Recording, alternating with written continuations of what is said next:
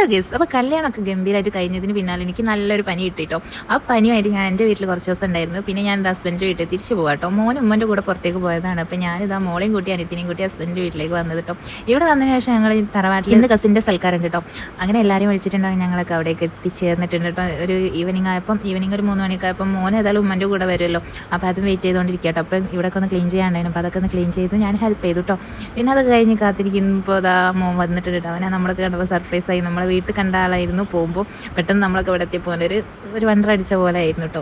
അപ്പം അതൊക്കെ കഴിഞ്ഞ് രാത്രി ആവാനായിട്ടുണ്ട്. അവരൊക്കെ വരാനുള്ള ടൈം ആയിക്കൊണ്ടിരിക്കുന്നുണ്ട്. അപ്പോൾ തകൃതിയായിട്ട് ഇവിടെ ഫുഡൊക്കെ ഒന്ന് പ്രിപ്പയർ ചെയ്യുന്നുണ്ട്. ലാസ്റ്റ് ടൈമിൽ ഒരുക്കൻ്റെ ഫുഡൊക്കെ ആയിരുന്നു കേട്ടോ.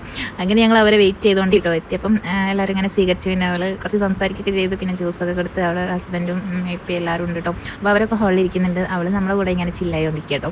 ഉപ്പിലിട്ട മാങ്ങയൊക്കെ ഉണ്ടെങ്കിൽ അതൊക്കെ എടുത്ത് കഴിച്ച് മക്കളോടൊക്കെ സംസാരിച്ച് നമ്മളിങ്ങനെ ഓരോന്ന് അതിൻ്റെ ഉള്ളിൽ കൂടെ സംസാരം തീർക്കാൻ കേട്ടോ. അപ്പോൾ അതൊക്കെ കഴിഞ്ഞ് ഫുഡ് പരിപാടിയിലേക്ക് കടന്നിട്ടുണ്ട്. ഒരുപാട് ഫുഡ് ഉണ്ടാക്കി വെച്ചിട്ടുണ്ട്. രാത്രിയാണെങ്കിലും അങ്ങനെ എന്തായാലും സൽക്കാരാണല്ലോ, അത് കുറയ്ക്കേണ്ടല്ലോ വെച്ചാൽ ഒരുപാട് ഫുഡും പിന്നെ അങ്ങനെ എല്ലാവരും ഫുഡൊക്കെ കഴിക്കാനിരുന്ന് അവരെ ഫസ്റ്റ് ഞാൻ നമ്മൾ എത്തിയിട്ടുണ്ട്. അവരൊക്കെ ഇരുന്ന് കഴിച്ചു.